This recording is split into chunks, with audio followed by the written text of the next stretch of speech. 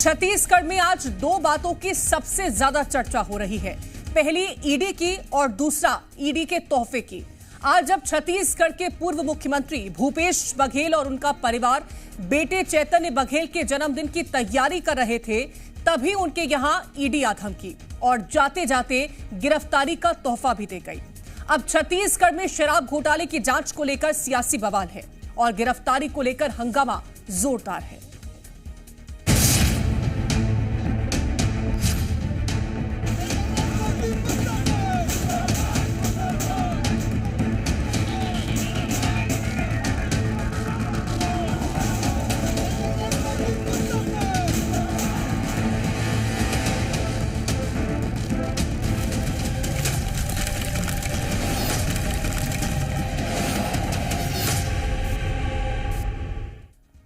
आज सुबह से ही छत्तीसगढ़ की सियासत में हड़कंप मचा हुआ है।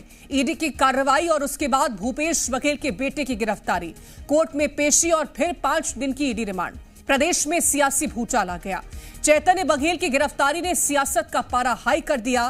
कई घंटों की जांच पड़ताल करने के बाद चैतन्य बघेल को ईडी ने गिरफ्तार किया। ईडी की इस कार्रवाई को लेकर कांग्रेस जमकर विरोध जता रही है।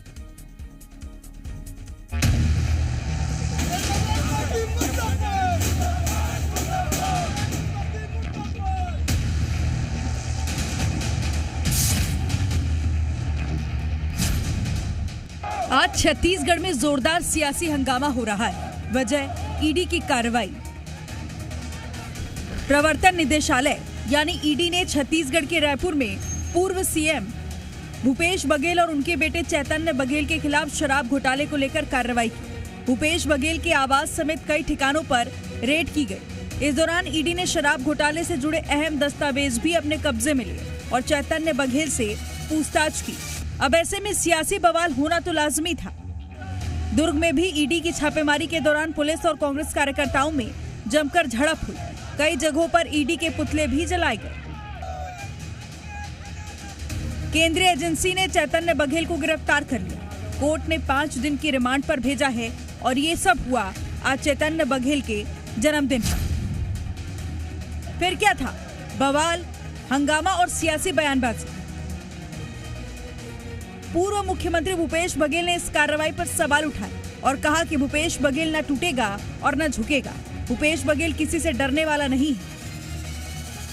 पिछले समय 2023 में मेरे जन्मदिन में ईडी भेजा गया था।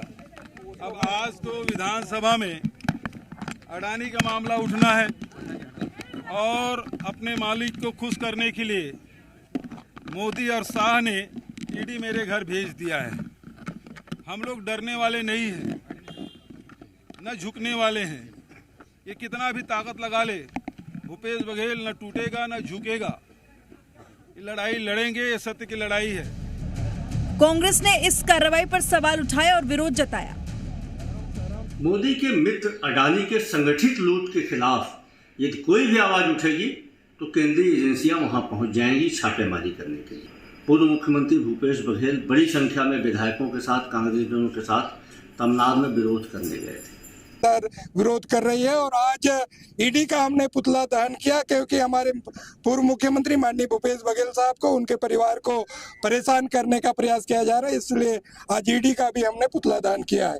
अडानी के दबाव में ये सरकार रोकना चाहती थी कि हम यहाँ न ला पाए और ऐसे सुबेरे सुबेरे, जबकि हमारे बच्चे चैतन्य का आज जन्मदिन है, आज वहाँ सुबेरे सुबेरे छापा मारा गया। ईडी का छापा डराने के लिए मारा गया और हम लोगों को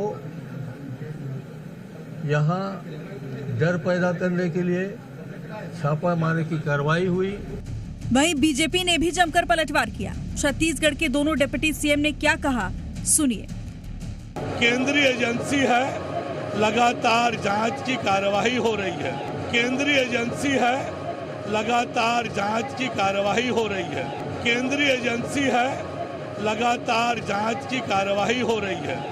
अब ईडी का क्या मसला है मुझे तो नहीं मालूम है, सेंट्रल की एजेंसी है, वही बताएंगे। परंतु जन जन का चर्चा का जो विषय है, किसी को भ्रमित वो कर नहीं पाएंगे। जिस तरह का भ्रष्टाचार किया गया है, भ्रष्टाचार में नवाचार किए गए हैं, भ्रष्टाचार में ब्रॉडकास्टिंग की गई है, भ्रष्टाचार एक्सपोर्ट किया गया है, कॉन्सेप्ट सब जानते हैं वही। तो इसलिए होगा उसको ऐसे बोल करके भ्रम में नहीं डाल सकते वो किसी को। अब राजनीतिक बयानबाजी कुछ कोई कर ले, जहां आपके घर आई थी क्या ईडी? नहीं आई थी भाई, नहीं है कोई मामला तो नहीं आई थी, कोई मामला होगा तो आती। छत्तीसगढ़ में सियासी हंगामा जारी है। वैसे तो ईडी घोटाले की जांच कर रही है, लेकिन सियासत में इसे बदले की कार्रवाई के रूप में देखा जा रहा है। जन्मदिन पर शुरू हुआ ये बवाल अभी और कितना भड़केगा, ये तो आने वाला वक्त ही बताएगा। फिलहाल प्रदेश में सियासी पारा हाई है। ब्यूरो रिपोर्ट, जी मीडिया। और ज्यादा जानकारी लेंगे, हमारे साथ एसोसिएट एडिटर रूपेश गुप्ता रायपुर से जुड़ गए हैं। राजेश निषाद हमारे साथ ईडी दफ्तर के बाहर से मौजूद हैं और भिलाई से हमारे संवाददाता हितेश शर्मा जुड़ गए हैं। सबसे पहले राजेश, आप ही का रुख करना चाहूंगी, क्योंकि ईडी दफ्तर के बाहर जिस तरह की हलचलें उस वक्त देखने को मिल रही थी, अभी अगर ताजा हालात को समझें तो क्या तस्वीरें हैं?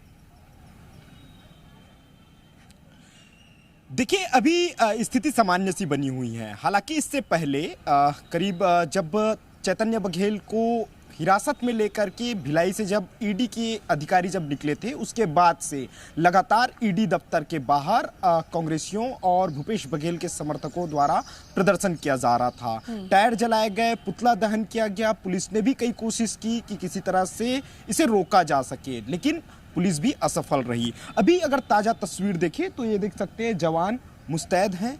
हालांकि यहाँ पे कोई भी कांग्रेस का कार्यकर्ता यहाँ मौजूद नहीं है।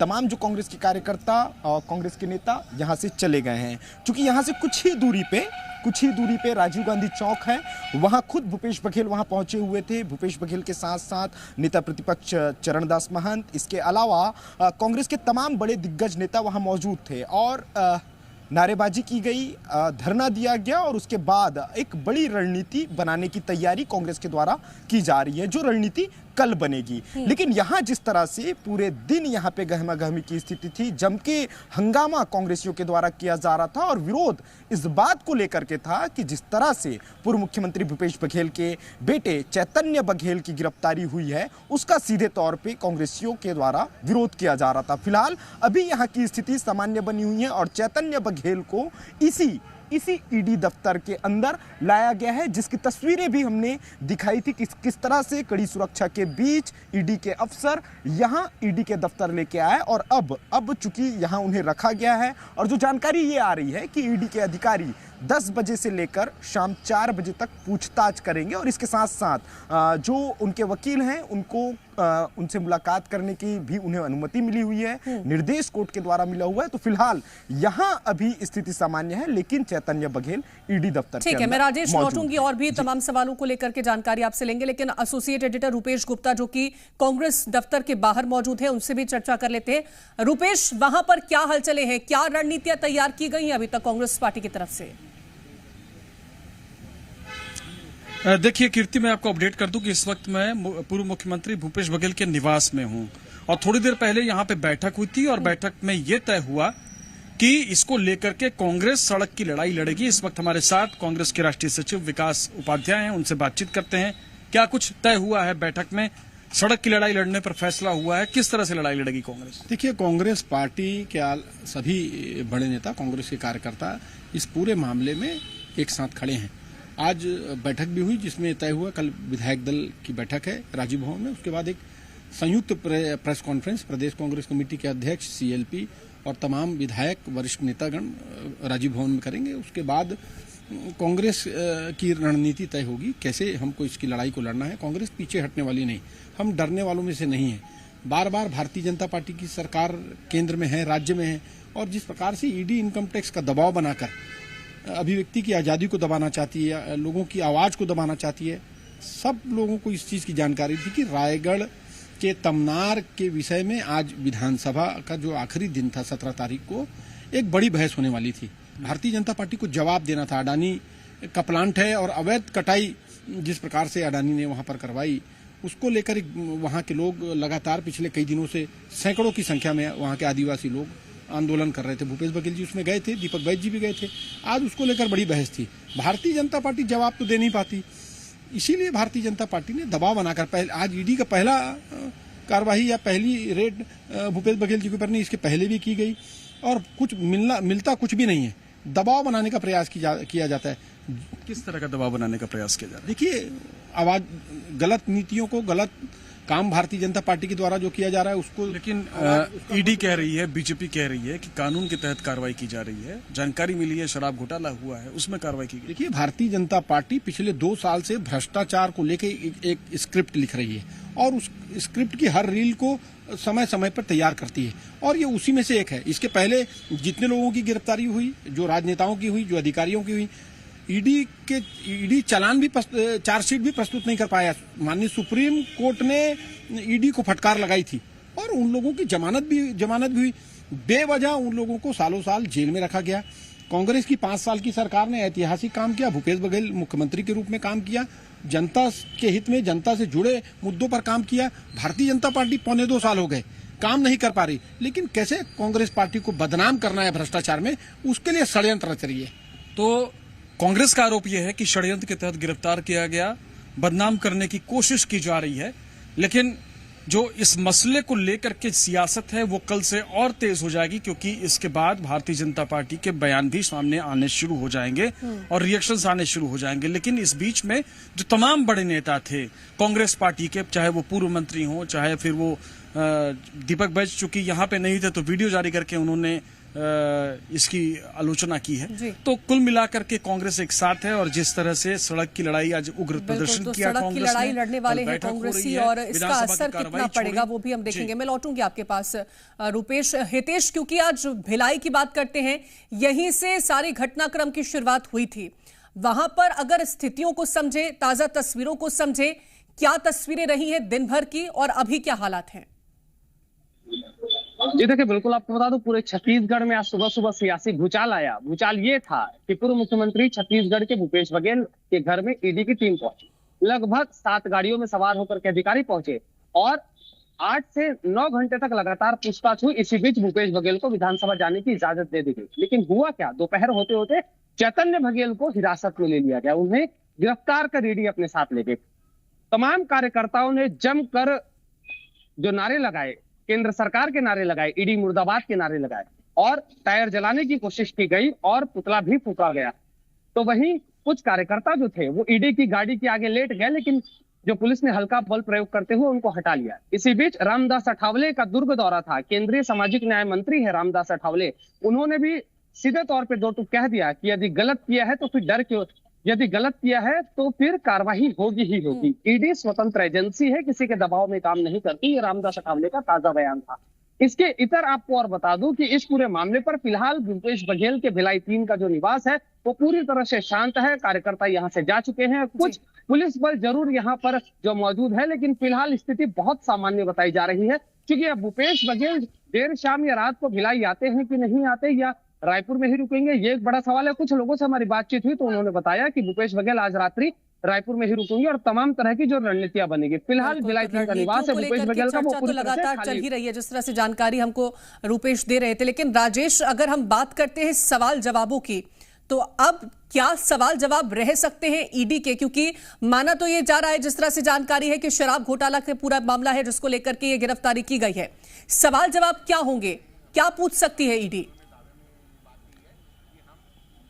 बिल्कुल, देखिए, मनी लॉन्ड्रिंग लिकर स्कैम से जुड़ा हुआ ये पूरा मामला है। क्योंकि आज ईडी के वकील सौरभ पांडे की ओर से भी ये जानकारी साझा की गई है कि 13 करोड़ का लाभ सीधे तौर पे चैतन्य बघेल को हुआ है और इसकी जानकारी ईडी के हाथ, चूंकि पप्पू बंसल से पूछताछ हुई है, इसके अलावा अन्य लोगों से पूछताछ हुई है, तो देखिए पूछताछ में और जो तथ्य सामने आए हैं ईडी की जांच पड़ताल पे, उस आधार पे ईडी ने चैतन्य बघेल को गिरफ्तार किया है। सबसे बड़ी बात यह है, जो बातें निकल के आई है उस पे यह है कि 2 कंपनियां हैं बघेल एसोसिएट के नाम पे, जो ईडी के वकील के द्वारा बताया गया है कि ये 2 कंपनियां जिसके थ्रू पैसा सहेली ज्वेलर्स के ज्वेलर्स के माध्यम से पूरी तरह से पैसे का लेन देन हुआ करता था और करोड़ों रुपए का लेन देन होने की जानकारी ईडी के पास लगे हैं। हालांकि अभी जो शुरुआती जांच, जिस तरह से ईडी ने अपनी जो तथ्य और तर्क कोर्ट में प्रस्तुत किए हैं, उस पर यही जानकारी साझा की गई है कि 13 करोड़ का सीधे तौर पे लाभ